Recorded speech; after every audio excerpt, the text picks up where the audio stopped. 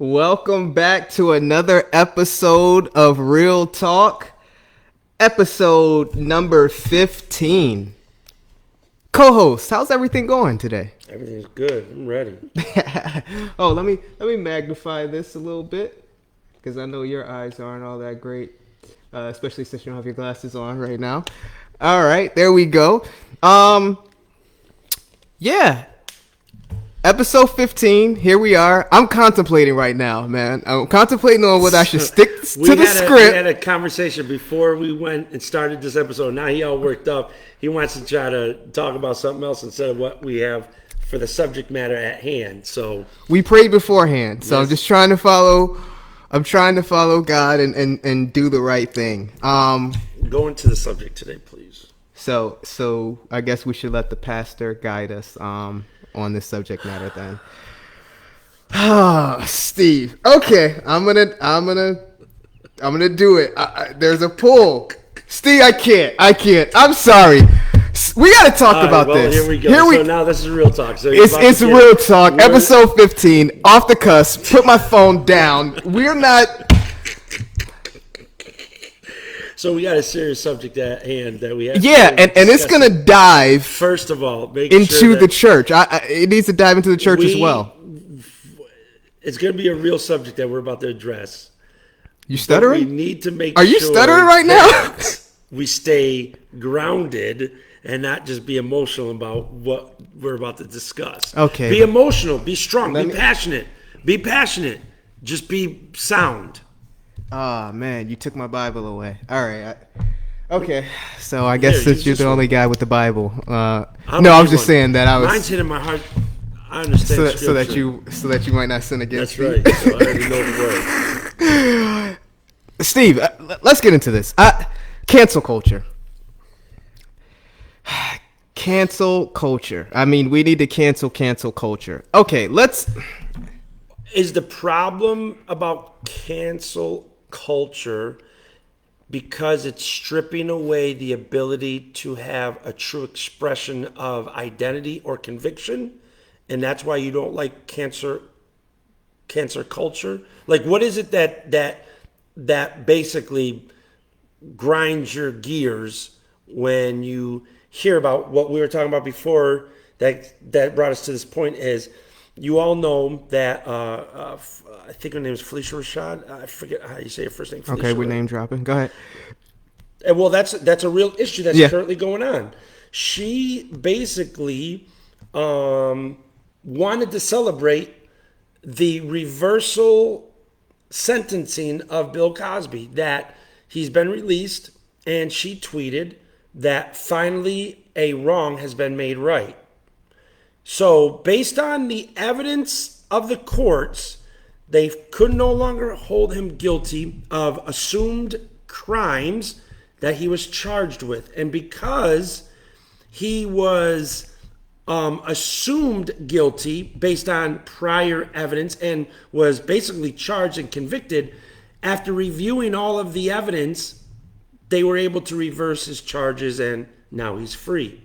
She tweets, "It's so good to see a wrong made right." Well, you do know that she was just recently elevated to the Dean of, I think, Fine Arts of Howard University. And I believe she's a graduate of Howard University, right? I'm not familiar. I don't want to. Yeah, I get it. I think she is. Howard Howard is co-ed, right? Oh, yeah. Oh, I'm thinking of Spielman. Yeah, Spellman is. So she's her, and I think Bill Cosby are graduates of.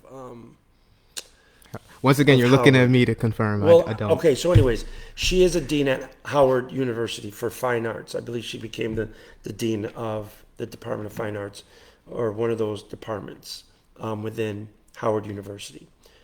Howard University basically scolded her, and people started tweeting against her for her comment, the tweet that she made about Bill Cosby. Finally, a wrong was made right. It was so bad. Now she retweeted an apology for tweeting her original comment because she was being told she's insensitive to the victims of the supposed non-chargeable crime that Bill Cosby supposedly had committed. Whether you think he's guilty or not, we're going based off of the forum or the platform we use to judge people in a civil court of law. The courts, they determine guilty or innocence through a process of, trial and going through, discussions and so on. What I'm getting at is, if he's been found innocent by the court of law and they realize that all of his charges are no longer admissible, all she's basically saying is it's good to see a wrong made right. The whole system seemed to get a victory, that they were able to go through the process of reevaluating evidence and realizing that the claims of the evidence don't conclude to beyond reasonable doubt, which is the process of the courts of our land. Yeah, they basically overrode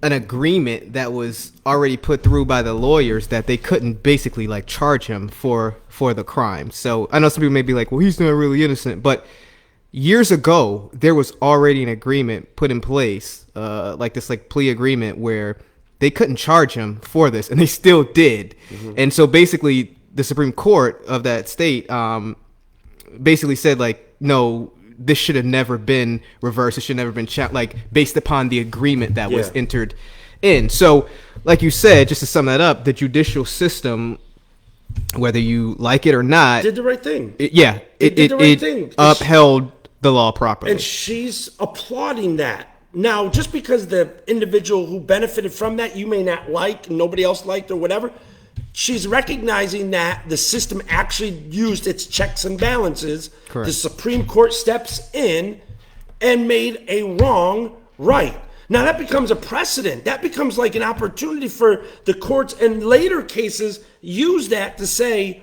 we did it here, we can do it here, to again use the checks and balances as an opportunity to help navigate the legal system fairly. So, all of that being said, she addresses that.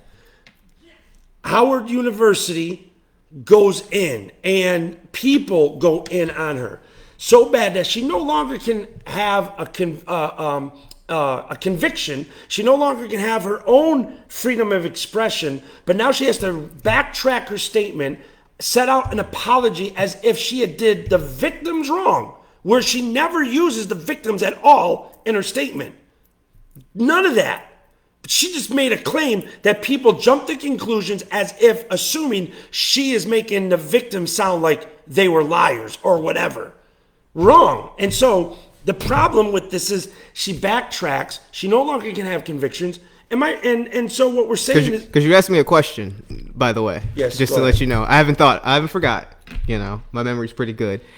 So that's the real problem with your what gets your gears grinding about cancel culture. Yes, what gets my gears grinding about it, and there are several different things. But to your point, it's that a person is standing there in their beliefs. They've gone through whatever kind of logic and reason, and because it doesn't fit the narrative of whatever benefit that they can get, or they don't want to deal with the consequence of standing in what they feel is a truthful statement, they just renege and apologize. And I don't like the pressure of feeling like my statement was wrong.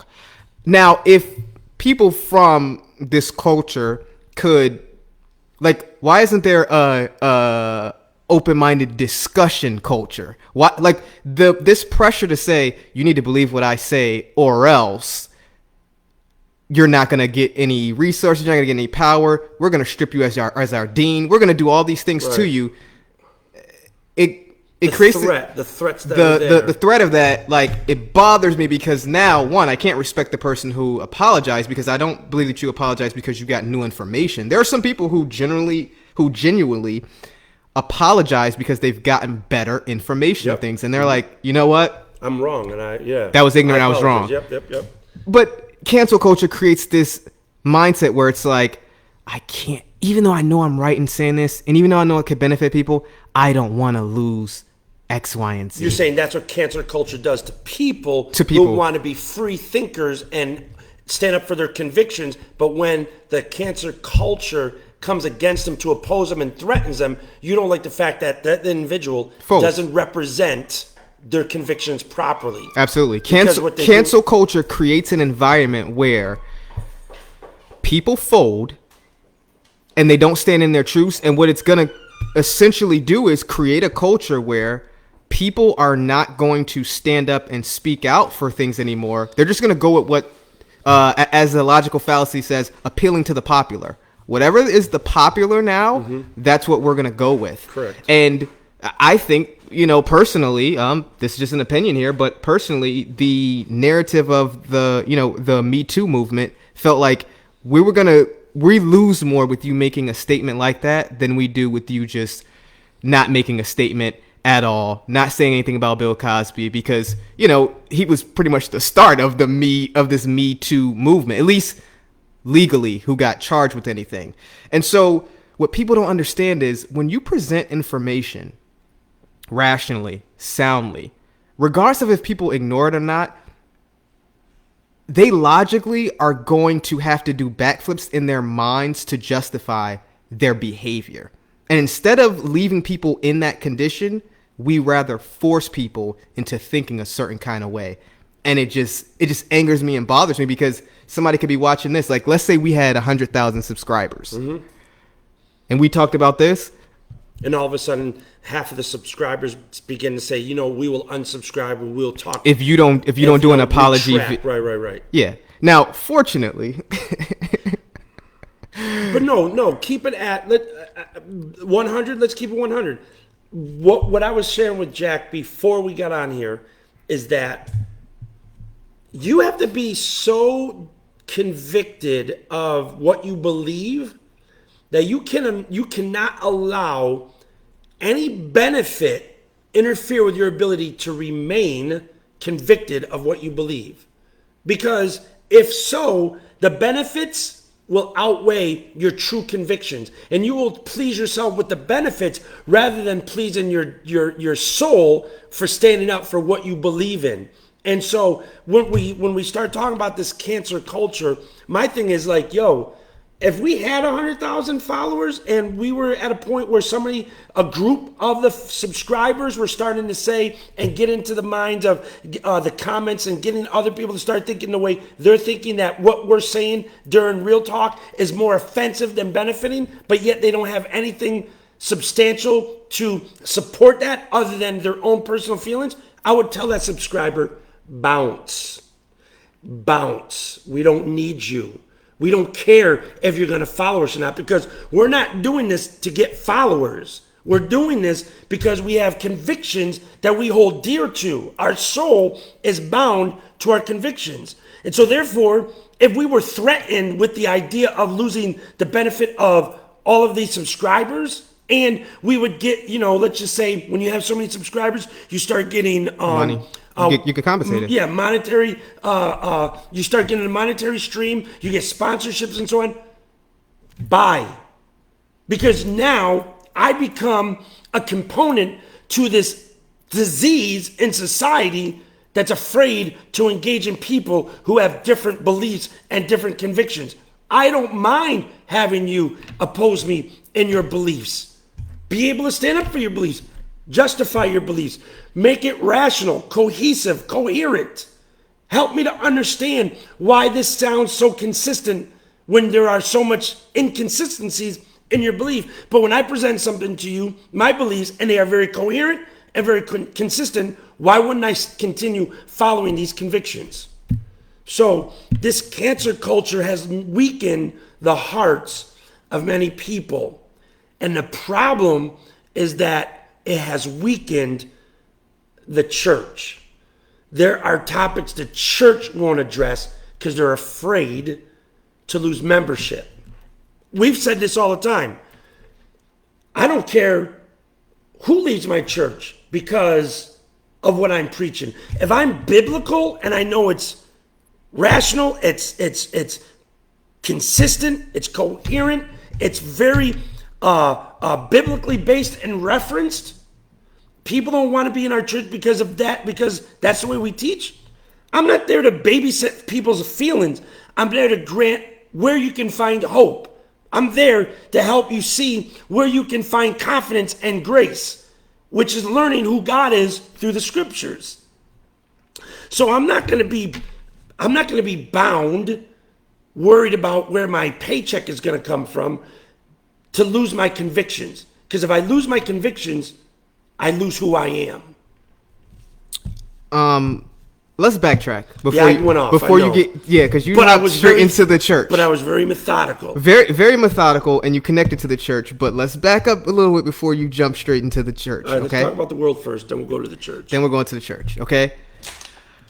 We stated what we see as a huge problem with cancel culture, stripping the mindset to be able to think for itself and giving into fear, right? Of the benefits of losing something.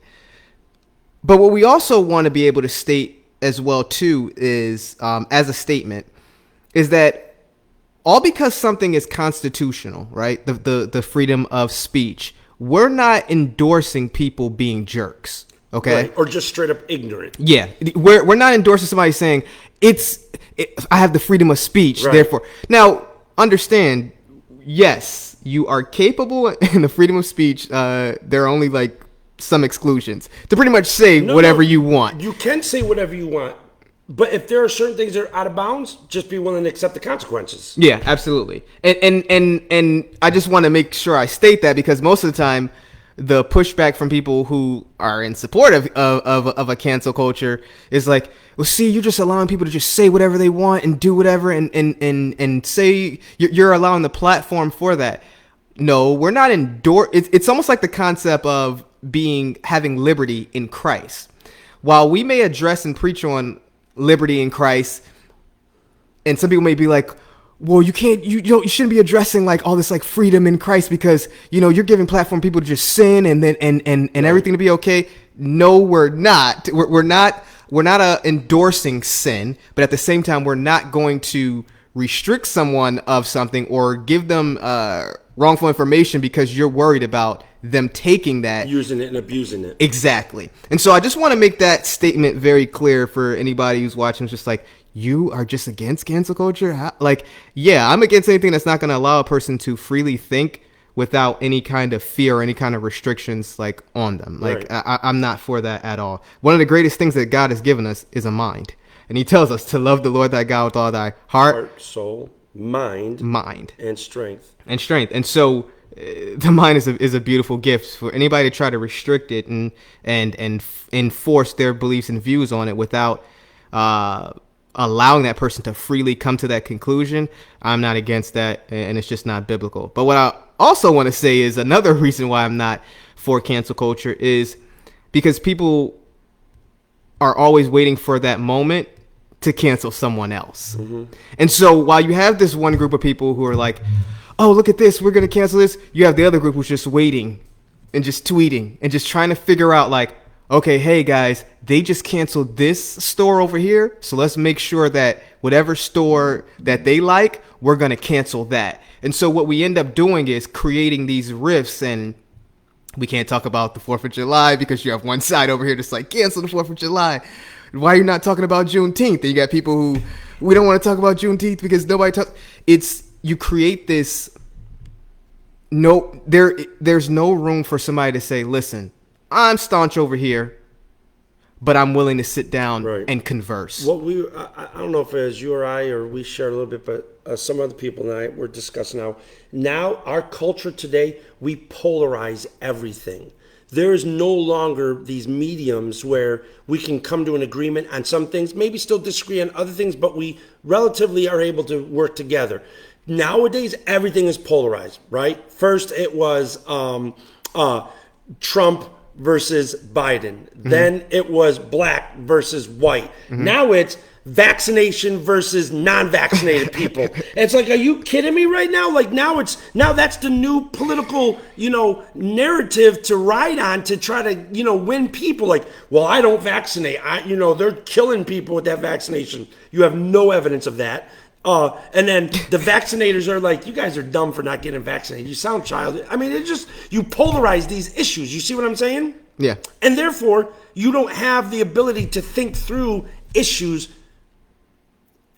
fair enough to where you spend time listening and working through the information and finding out just how consistent the information is, how logical does the information sound, how coherent does it sound, and so therefore you just go ahead and just blurt out your feelings. I don't vaccinate. I vaccinate. I'm Trump. I'm Biden. I'm black. I'm white. It's like, what? Like, you're losing. People are losing their mind in this, and so now to the point you get a situation like now with cancer culture.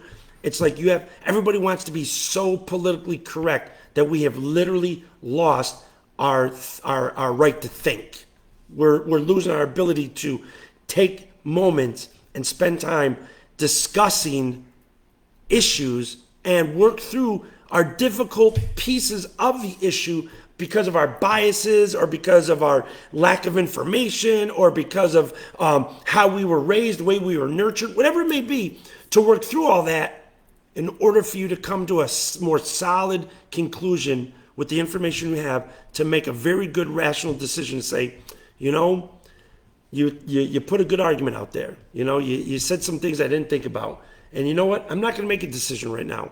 I'm going to go home and think more about it. Maybe do some more research. Maybe talk to a few more people. What's going on? You're not losing your choice. You're actually benefiting because now you have something to put your choices on, more choices to work through.